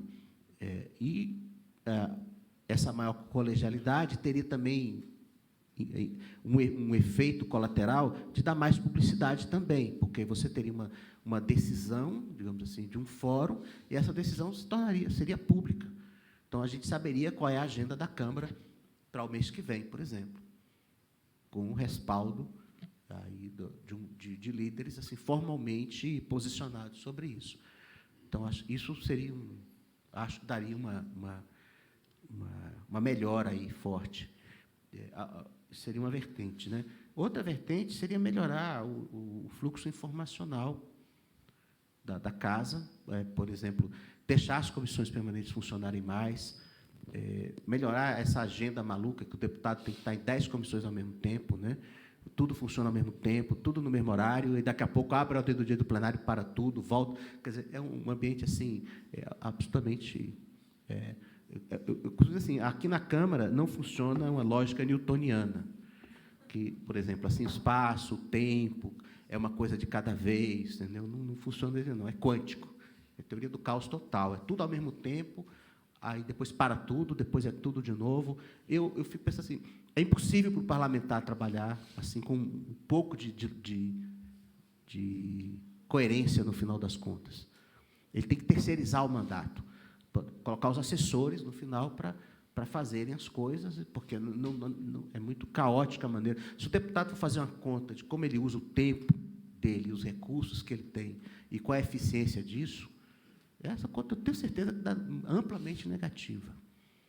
Então, assim, melhorar o nível informacional teria assim, tudo isso em volta.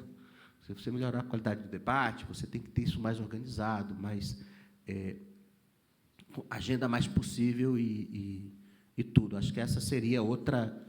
E outra seria a simplificação do processo decisório mesmo. Ele não tem que ser complicado desse jeito, não. Ele pode ser muito mais simples. Assim, o funcionamento do plenário pode ser muito mais simples. Hoje, você fazer um processo hermético, esotérico, assim, ajuda aqui. Ajudou a mim a fazer uma carreira, todo mundo achando que eu sou muito esperto, porque eu vivia dentro do plenário e a gente ia tentando entender aquilo ali, mas não tem que ser complicado desse jeito, não tem que ser. Agora que você já está aposentado. Pois é. Pois então. Porque, às vezes, você pensa assim... não estou dizendo que vai ser simples, porque, claro, você é um processo de decisão de atores aí, com preferências e tudo. Ele não é que ele vai ser simples, mas, do jeito que ele é hoje, ele é contraditório, ele é fechado, ele é hermético. Assim, ninguém sabe. Então, assim, o jogo é público. Todo mundo pode assistir o jogo, mas quem é que entende o jogo? Então, como você pensa que a sociedade consegue acompanhar o parlamento, assim, aí você fica dependendo de uma filtragem que alguém vai fazer. Aí tem a votação de um requerimento de não sei o que lá, de adiamento de não sei o quê. Deu lá um resultado qualquer, pede verificação. Aí sai assim, no outro dia, na imprensa, os inimigos do povo. Porque ele votou contra o adiamento da verificação. Por que ele é o inimigo do povo? Porque esse adiamento fez com que a matéria tal viesse, não fosse, não sei o quê. E aí, as votações principais deveriam ser nominais, de mérito, para que o deputado se exponha, e não se esconder no jogo procedimental que no final, não torna a coisa clara para ninguém, a não ser para quem está ali operando aquilo. Então, é como assim, manipulando, de certa forma, aquela regra. Então, eu acho que o processo decisório deveria ser assim, mais claro, mais simples, pelo menos assim, para que os próprios deputados tivessem mais clareza de como aquilo vai acontecer durante a sessão. Então, eu começaria assim, tirando algumas contradições, alinhavando um pouco a sequência dos atos, assim, isso, depois isso, depois isso. Então, nunca, sempre vai ser complexo nesse sentido de que sempre é um processo de tomada de decisão, enfim. Mas, assim, pelo menos essas 3 linhas, assim, daria para fazer algum avanço incremental, sem mudar o jogo de força, sem mudar a composição de poderes, assim, sem tirar nem poder de ninguém, digamos assim, a não ser esse poder meio obscuro aí, né?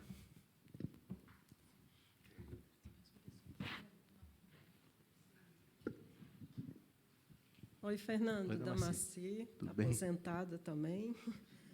É muito bom sempre ouvir as suas palavras, e nesse tema, né, que eu me debrucei tantos anos, 13 anos secretária de comissão, e quando eu comecei a estudar o regimento, ainda na Comissão de Justiça, e aí que fez a minha carreira crescer na Câmara, eu já vi no artigo 51 uma oportunidade, que ali estava escrito regulamento interno das comissões. Aí eu fui atrás e não existe esse regulamento interno das comissões. E eu, muito jovem, pensei, quem sabe eu escrevo, né? Eu faço, eu junto as pessoas para fazer. Isso, claro, não foi uma exclusividade, uma ideia exclusiva minha, muitas pessoas passaram por isso, e, ao longo da prática de regimento nas comissões, eu percebi, como você deixou bem claro, que esse regulamento nunca ia ser escrito, porque não tem interesse nenhum. As regras das comissões são muito limitadas no regimento e não são exclusivas das comissões, né? Você tem que atender às regras gerais adotadas em plenário e algumas específicas nas comissões. E daí aquela dificuldade, que eu acho que é o trabalho de mais habilidade do secretário de comissão, é dizer não ao deputado, né? Então, como as regras já não são muito claras, e nas comissões também não, e a experiência deles, acho que do dia a dia é mais no plenário, eles chegam com as regras do plenário e querem impor na comissão. E aí você não tinha um regulamento específico das comissões, né? Então, assim, aí você via, apesar do CEFO e da Câmara ter feito curso de secretário de comissão, muita gente saiu formado, né, como secretário de comissão, e havia uma habilidade que no curso não era dado, porque não era possível dar, que é o jogo de cintura, né, de lidar com essa ausência de regra e a necessidade de você dizer não ao deputado. E isso se comprovou porque esse regulamento nunca foi escrito, e acho que nunca vai ser, né, Fernando? Apesar de ter sido... Eu sei que foi objeto de trabalho de muitos colegas da Câmara, que se debruçaram mesmo, acreditaram, né? Eu não me debrucei, não, porque eu percebi muito cedo que não ia acontecer, né? Deve ser por isso que não aconteceu. Se eu tivesse assistido... Não, Fernando. Mas, assim, aí nem é uma pergunta, mas é uma... Né, ao longo do seu trabalho, ficou muito evidente isso, e eu realmente não sei, como você, se um dia isso vai acontecer, né? Tem uma regra clara. Eu acho, assim, que a gente deixa assim, um registro e uma reflexão, que isso é material para o futuro, entendeu? Assim, se em algum momento... Porque o que a teoria de mudança institucional diz? Só vai haver mudança forte no dia que você tiver um impasse. Entendeu? Só que no dia que você tiver um impasse, você tem que estar preparado para fazer a mudança. Você tem que saber para onde vai, o que é que pode te tirar do impasse. Se você chegar no impasse, no travamento assim, forte do ciclo de decisão interna, e ninguém tiver a menor ideia de em que direção você pode caminhar para desfazer o nó, aí você pode ter um prejuízo assim, por muito tempo. Então, assim, eu acho que nossa função aqui, como pensadores, como servidores, como, enfim, estarmos prontos, assim, ou pelo menos, de alguma maneira, assim, aptos a dar uma resposta. Como a Ana perguntou, Fernando, o que você acha que devia ser feito? Então, se o dia trava tudo e, sei lá, o presidente da Câmara ou o presidente de comissão, o que for, diz assim, olha, não funciona. Mas como é que faz para... Porque esse conhecimento é nosso, não é do parlamentar. É nosso. Não é deles. Ele tem uma experiência mais ou menos limitada aqui, e ele só vai se preocupar com a regra procedimental quando ela realmente atrapalhar a vida dele. Não antes. Isso, assim, a gente tem que assim, tentar fazer influenciar mudanças incrementais e está mais ou menos preparado. Assim. Hoje eu sei disso. O dia que alguém diz assim, olha, precisa mudar a regra de distribuição de matérias, essa regra de apensação é maluca. A Secretaria-Geral tem 500 milhões de dados e argumentos e estudos, né, para mostrar que ela realmente não funciona, onde é que ela trava, onde é que a gente deveria atuar para isso melhorar. Está pronto, de arquivamento, tem várias coisas assim que a gente vem construindo coletivamente aí, até nos trabalhos aqui da pós-graduação, com dados, com teoria, para dar uma resposta à hora que ela, infelizmente, é reativo mesmo. A não ser que se você quiser, você podia se candidatar a deputada federal, a gente vota em você. Não? E aí, mas mesmo assim, né, vai ser uma. 513, né? Bem? Mais alguém para concluir?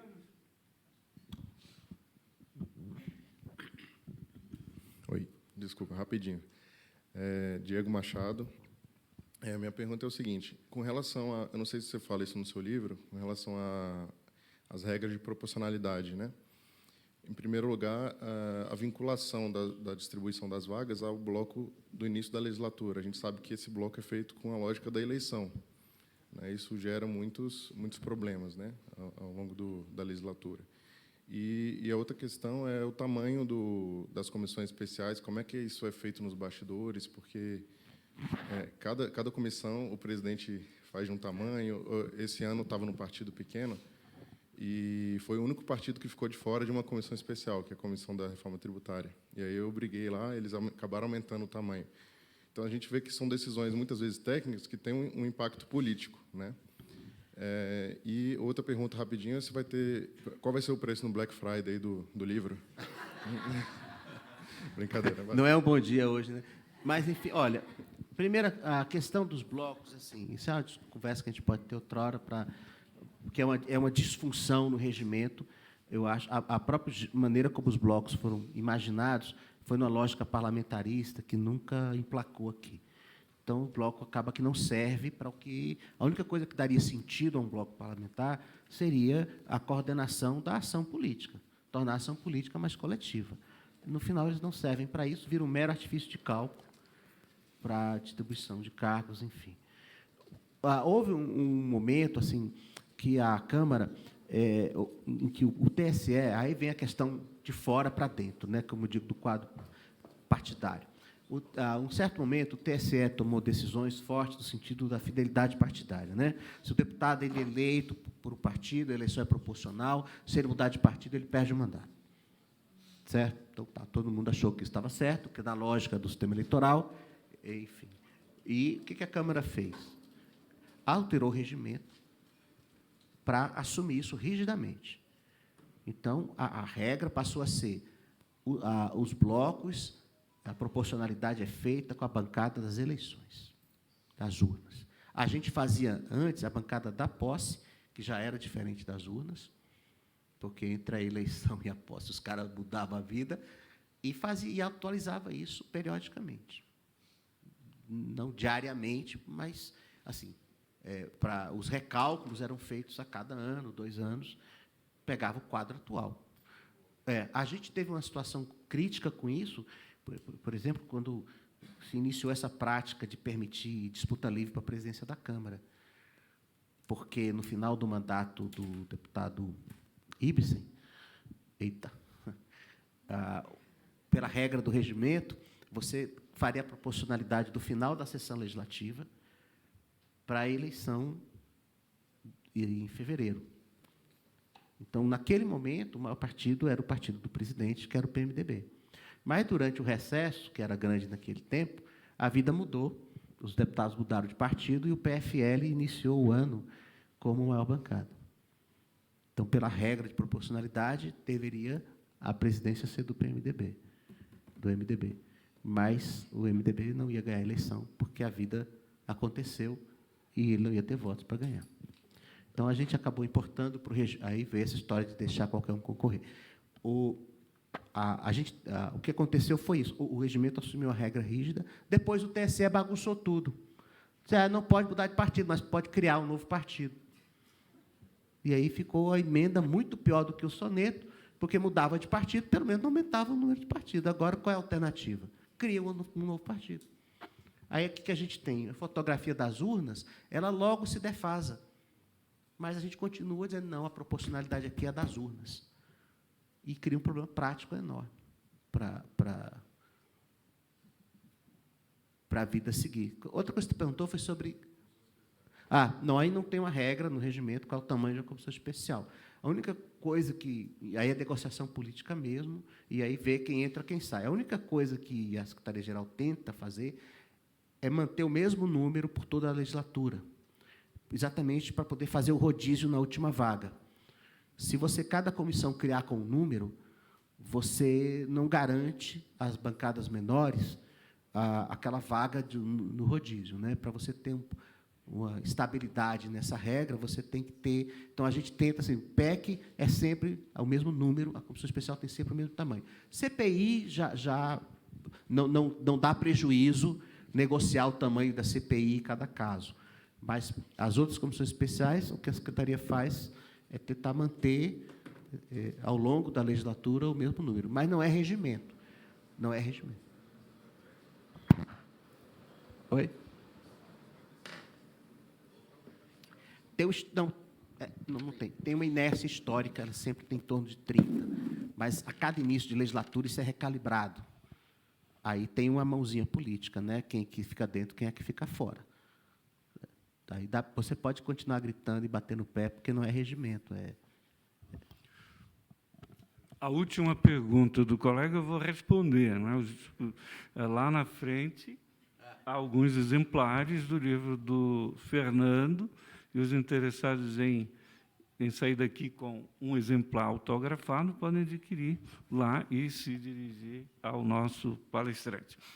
Nós queremos agradecer a presença de todos, sobretudo do doutor Fernando Saboia, pela sua brilhante palestra, e agradecer a todos também que aqui chegaram e que participaram com as suas perguntas.